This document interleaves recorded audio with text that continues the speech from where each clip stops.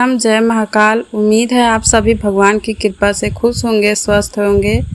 आप सभी जानते हैं कि 21 अगस्त 2025 दिन गुरुवार को पड़ रही है भादो मासिक शिवरात्रि व्रत। दोस्तों, हम आपको बताना चाहेंगे ये जो तिथि है भादो मासिक शिवरात्रि व्रत में पड़ने वाली सबसे बड़ी तिथि है, क्योंकि ये गुरुवार को पड़ रही है तो इसका बहुत ही बड़ा और विशेष महत्व होता है। पूज्य गुरुजी ने कहा है, अगर कभी भी मौका लग जाए और भादो मासिक शिवरात्रि व्रत गुरुवार को पड़ जाए तो आप लोगों को यह 5 बेलपत्र वाला उपाय तो अवश्य ही करना चाहिए।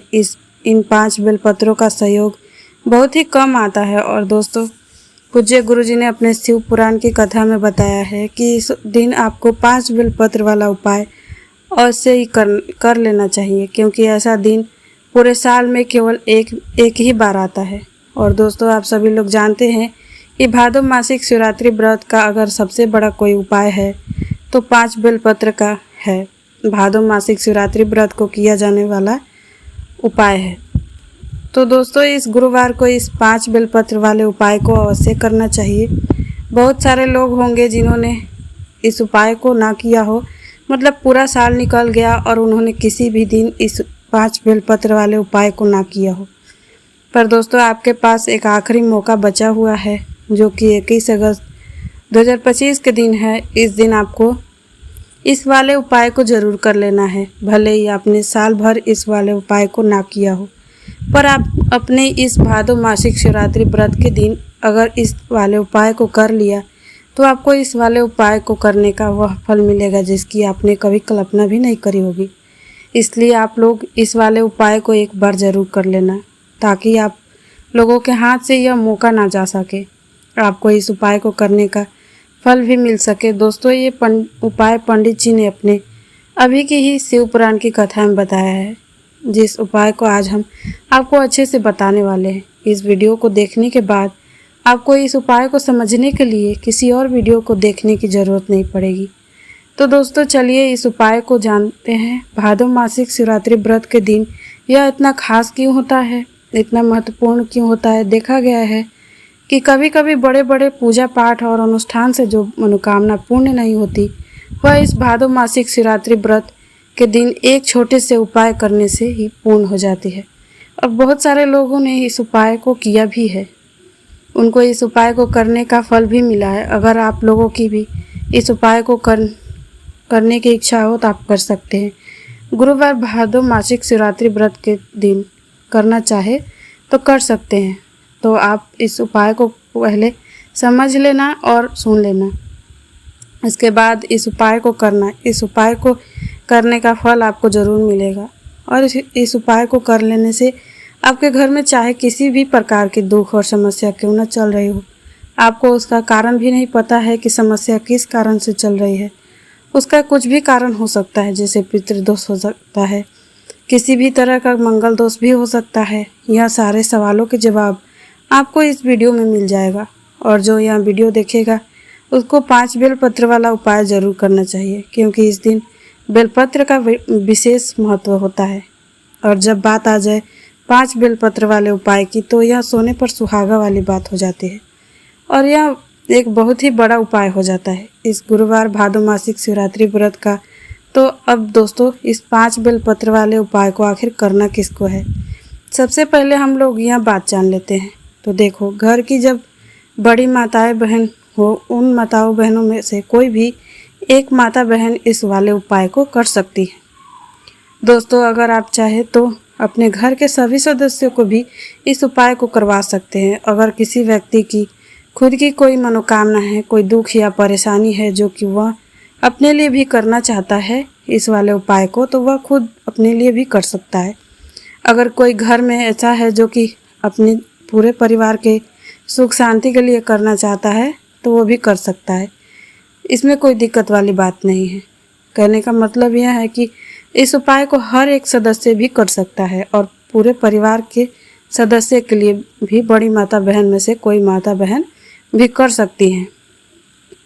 अगर घर में माता बहन उपस्थित नहीं हो, तो वह यह वाला उपाय ना कर पा रही हो, तो वह फिर घर का कोई भी बड़ा सदस्य भी इस वाले उपाय को कर सकता है, चाहे वह फिर पुरुष ही क्यों ना हो। इसमें कोई दिक्कत वाली बात नहीं है। दोस्तों, इस 5 बेलपत्र वाले उपाय को हमें करना कहाँ पर है और इसे शिव जी के मंदिर में जाकर करना है। बहुत सारे लोग प्रश्न करते हैं हर एक उपाय को करते समय कि क्या हम 5 बेलपत्र वाले उपाय को घर पर भी कर सकते हैं। तो इस वाले उपाय को आप घर पर नहीं कर सकते हैं। उपाय को करने के लिए आपको भी शिव जी के मंदिर ही जाना पड़ेगा। इसके बाद में जो अगला प्रश्न निकल कर आता है इस उपाय को लेकर कि आखिर हमें इस 5 बेलपत्र उपाय को किस समय करना है, सुबह के समय करना है कि शाम के समय करना है। तो देखो, इस वाले उपाय को आप सुबह के समय भी कर सकते हैं और शाम के समय भी कर सकते हैं, यानी शाम के प्रदोष काल के समय भी कर सकते हो। अगर आप पूछो कि सबसे उत्तम समय कौन सा रहेगा इस 5 बेलपत्र वाले उपाय को करने का, तो हम आपसे बस यही कहेंगे कि इस उपाय को सुबह के समय करेंगे तो ज़्यादा बेहतर होगा। बाकी अगर प्रदोष काल के समय भी करेंगे तो भी अच्छा होगा, इसमें कोई दिक्कत वाली बात नहीं है। तो आप दोस्तों, जो अगली सबसे बड़ी और महत्वपूर्ण बात आती है वह यह आती है कि सुबह अगर हम उपाय को करेंगे तो हमें कितने बजे से लेकर कितने बजे तक के बीच में करना है, और शाम के समय प्रदोष काल के समय तो हमें कितने बजे से कितने बजे तक के बीच में करना है। तो देखो, सुबह के समय जितना जल्दी हो सके उपाय को करने की कोशिश करना। बाकी अगर किसी कारणवश लेट भी हो जाओ तो थोड़ी देर भी हो जाए तो 10 या 11 तक भी आप इस उपाय को कर लेना है। 12 बजे से ज़्यादा देरी ना हो, इस बात का आप लोगों को ध्यान रखना है। इसके बाद में दोस्तों, अगर शाम के समय प्रदोष काल की बात करें तो प्रदोष काल का जो समय होता है वह शाम के 6 बजे से शुरू हो जाता है, और मतलब शाम को 6 बजे से 7 बजे के बीच को प्रदोष काल का समय होता है। यह समय प्रदोष काल का समय होता है। पर अभी जो मौसम चल रहा है इस मौसम में आप बहुत देर से शाम होती है, तो आप इस उपाय को 7 या 8 बजे के बीच में भी कर सकते हैं।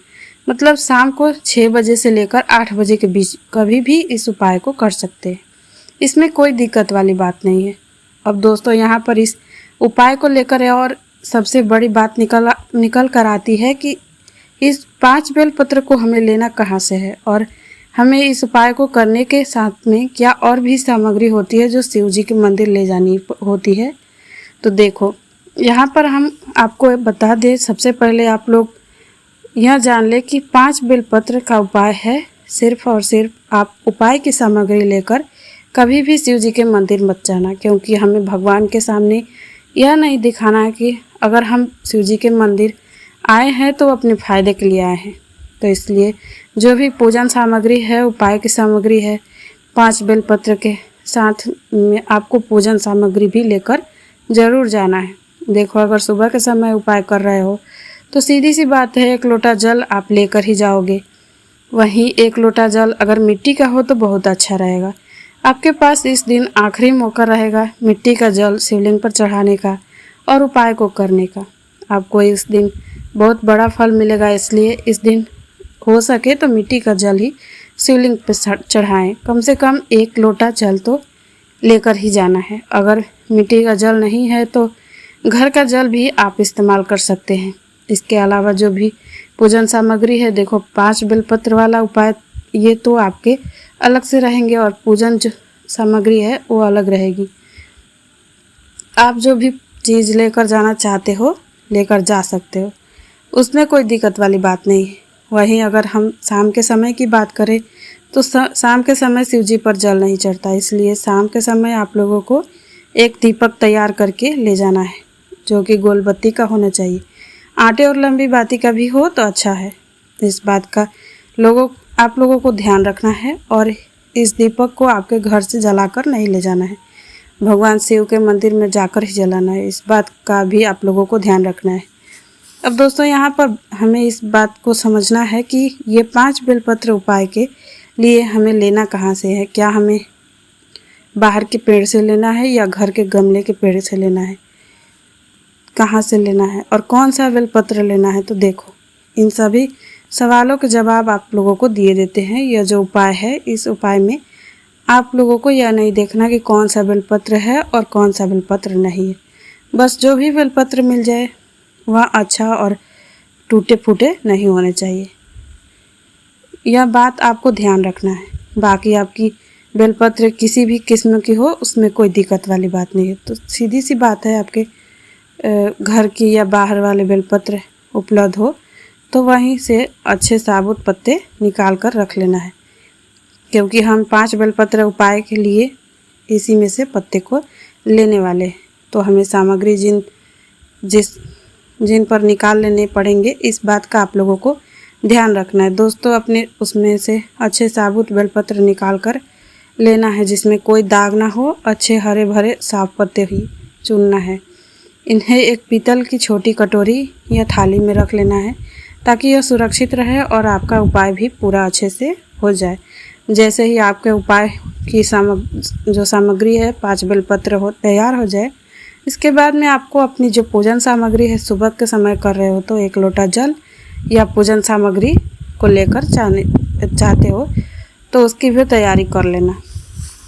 और शाम के समय जा रहे हो तो अपना जो दीपक है उसे तैयार कर लेना। उपाय को करते समय शुद्धता का विशेष ध्यान रखना है। सुबह के समय स्नान करके ही इस उपाय को आपको करना है। इसके बाद अगर आपका समय की बात करें तो शाम के समय आपको स्नान करने की ज़रूरत नहीं। शुद्धता का ध्यान रखना है, क्योंकि स्नान तो नहीं करेंगे आप, हाथ मुंह धोकर भी इस उपाय को शाम के समय प्रदोष काल में कर सकते हैं। इसमें कोई दिक्कत वाली बात नहीं। आप अपने उपाय की पूरी सामग्री तैयार करके अपने पास ही रख लेना, और जो भी उपाय आपके पास के शिवलिंग हो वहाँ पहुँच जाना। और सबसे पहले शिव मंदिर में जाकर इस उपाय को नहीं करना है, पहले भगवान के दर्शन करने हैं, भगवान से आशीर्वाद लेना है और शिव जी के शिवलिंग के पास आना है। और शिवलिंग के पास आने के बाद आप जो पूजन सामग्री लेकर आए हैं, जैसे कि सुबह गए होंगे तो 1 लोटा जल और साथ में जो भी पूजन सामग्री लेकर आए हो, आप उनसे भगवान शिव जी की पूजा कीजिए। सबसे पहले तो 1 लोटा जल ही चढ़ेगा, उसके बाद में पूजन सामग्री चढ़ेगी। इसके बाद में अगर शाम के समय आए हो तो आप इस उपाय को कर रहे हो तो अपने साथ में जो दीपक लाए हैं गोल बत्ती वाला, जो आप अपने साथ लेकर गए हो, उसे दीपक को मंदिर में जाकर अपनी माचिस से जलाना है और उसे दीपक को शिवलिंग के पास में रखना है। दीपक को शिवलिंग के ज़्यादा पास नहीं रखना है, यानी सीधी सी बात है कि शिवलिंग पर आँच नहीं आनी चाहिए। जैसे ही आपकी पूजा अर्चना हो जाती है, भगवान शिव जी को प्रसन्न कर लेते हैं, उसके बाद में शिवलिंग के आसपास ही कहीं बैठें, सामने या आसपास जिस जगह आपको बैठना हो यहाँ पर बैठ जाइए और अपने 5 बेलपत्र अपने सामने निकाल कर रख लीजिए, क्योंकि यहाँ आप उपाय को करने की तैयारी करेंगे। और इसी तरीके से जब आप उपाय करेंगे, पूजन सामग्री करने के बाद, पूजा अर्चना करने के बाद, आपको उपाय का फल बहुत ही जल्दी और बहुत बड़ा होकर मिलेगा। तो अपने 5 बेलपत्र सामने निकाल कर रख लेना है। या वो जो उपाय है क्या आपके दाहिने हाथ की हथेली से होगा, तो हाँ, इस बात का भी आपको विशेष रूप से ध्यान रखना है। दाहिने हाथ की हथेली को धोकर ही आपको इस वाले उपाय को करना है।